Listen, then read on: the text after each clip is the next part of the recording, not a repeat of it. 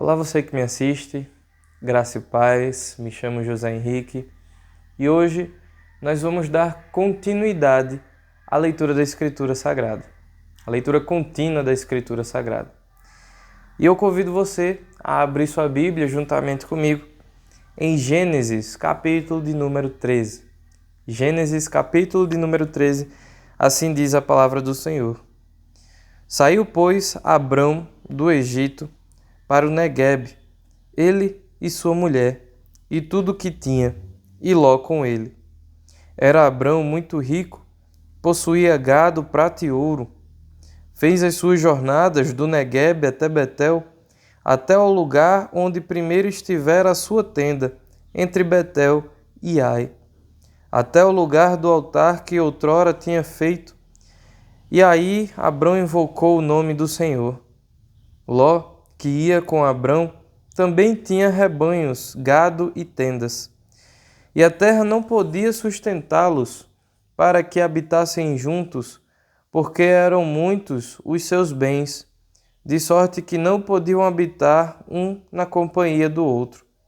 Houve contenda entre os pastores do gado de Abrão e os pastores do gado de Ló. Nesse tempo, os cananeus e os ferezeus habitavam essa terra. Disse Abrão a Ló: não haja contenda entre mim e ti, e entre os meus pastores e os teus pastores, porque somos parentes chegados. Acaso não está diante de ti toda a terra? Peço-te que te apartes de mim. Se fores para a esquerda, irei para a direita. Se fores para a direita, irei para a esquerda. Levantou Ló os olhos e viu toda a campina do Jordão, e que era toda bem regada, antes de haver o Senhor destruído Sodoma e Gomorra, como o jardim do Senhor, como a terra do Egito, como quem vai para Zoar. Então Ló escolheu para si toda a campina do Jordão e partiu para o oriente. Separaram-se um do outro. Habitou Abrão na terra de Canaã, e Ló nas cidades da campina. E ia armando as suas tendas até Sodoma. Ora, os homens de Sodoma eram maus e grandes pecadores contra o Senhor.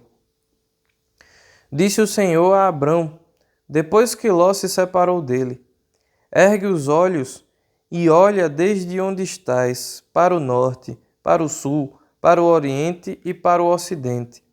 Porque toda essa terra que vês, eu te darei, a ti e à tua descendência para sempre. Farei a tua descendência como o pó da terra, de maneira que se alguém puder contar o pó da terra, então se contará também a tua descendência. Levanta-te, percorre essa terra no seu comprimento e na sua largura, porque eu te darei.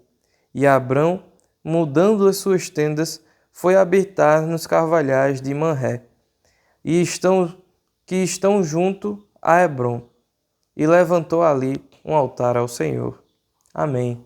Esses são os 18 versículos que compõem Gênesis, capítulo de número 3, e é um capítulo que nos traz grandes lições sobre tomadas de decisões. Quando olhamos para esse texto, nós vemos Ló e Abrão já não podiam habitar mais na mesma terra, pois estavam muito abençoados, ricos, cheios de bens. Seus pastores agora não podiam andar com os pastores do outro, né? De Ló com o de Abrão. E por isso foi necessário que eles se separassem.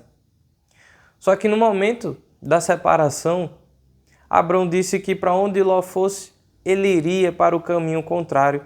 Era somente necessário que Ló escolhesse para onde ele iria.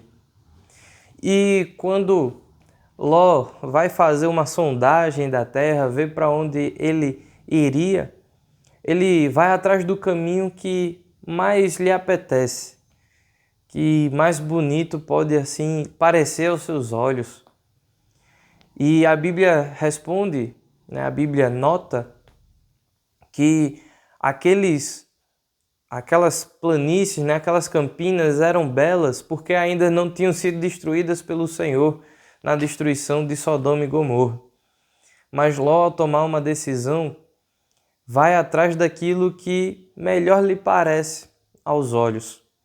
Mesmo que naquela cidade, na cidade de Sodoma e Gomorra, tivessem homens maus que fossem contrários, pecadores contra o Senhor. Em compensação, Abrão, após ir de caminho contrário a Ló, talvez numa terra não tão bonita quanto a que Ló estava, recebe do Senhor uma promessa e uma bênção. Ele foi levado a olhar, os 4 cantos ao seu redor e recebe a promessa de que aquela terra que ele estava vendo seria dada a ele e a sua descendência para sempre. O que nós vemos e aprendemos disso é que a nossa tomada de decisão em nossas vidas não pode ser guiada pelos nossos olhos, pelo nosso olhar. Há caminhos que para o homem parece perfeito, mas o seu final é de morte. É isso que a Bíblia ensina e é isso que nós também somos relembrados nesse momento ao ler a Escritura Sagrada. Existem situações da nossa vida em que precisamos tomar uma decisão ativa. Precisamos dizer o que faremos ou não. O problema é que muitas vezes, ao tomar esta decisão, nós levamos em consideração aquilo que parece bom a nós, bom para os nossos olhos, e não procuramos entender qual a posição do Senhor, qual a vontade de Deus, qual a direção que realmente Deus pretende nos dar em determinada situação. O que nós vamos ver mais à frente é que essa tomada de decisão, levada pelos próprios olhos, levou Ló a sentir muitas dores e ter muitas perdas. Em compensação, Abrão foi abençoado pelo Senhor, porque ao invés de seguir os seus próprios olhos, deixou que Ló decidisse para onde iria. Assim, o Senhor o abençoou e mostrou a terra a qual ele estava ali, lhe prometendo. O que nós aprendemos é que, ao tomar uma decisão em nossa vida, a prioridade tem que ser ouvir a voz do Senhor, ouvir a voz de Deus e entender qual caminho o Senhor está nos mostrando a seguir, qual direção o Senhor está apontando para nós. Ao invés de querermos logo tomar uma decisão que, segundo os nossos olhos, pode ser a decisão mais prática, mais correta e mais fácil e mais rápida a se cometer. Mas precisamos primeiro ouvir a voz do Senhor, porque com a promessa de Deus há bênção e certeza de cumprimento. Mas seguindo os nossos próprios olhos, nós não conseguimos ter certeza da felicidade do amanhã. E como é que nós podemos ouvir a voz e entender a vontade de Deus? É ouvindo a sua palavra. A Escritura Sagrada, ela é suficiente. Não porque ela é um livro a qual nós portamos no culto, mas porque ela é a palavra de Deus inspirada pelo Senhor. É o único livro que nós temos certeza que ele é da vontade de Deus para nós, que revela o coração de Deus a nós e mostra a vontade do Senhor. Escrituras Sagradas não falham porque ela é palavra de Deus. Então nós podemos ter certeza de que, buscando a orientação pela Escritura Sagrada, estaremos ouvindo a voz de Deus e entendendo a vontade dele para as nossas vidas, consequentemente sabendo em que caminho o Senhor pretende nos guiar.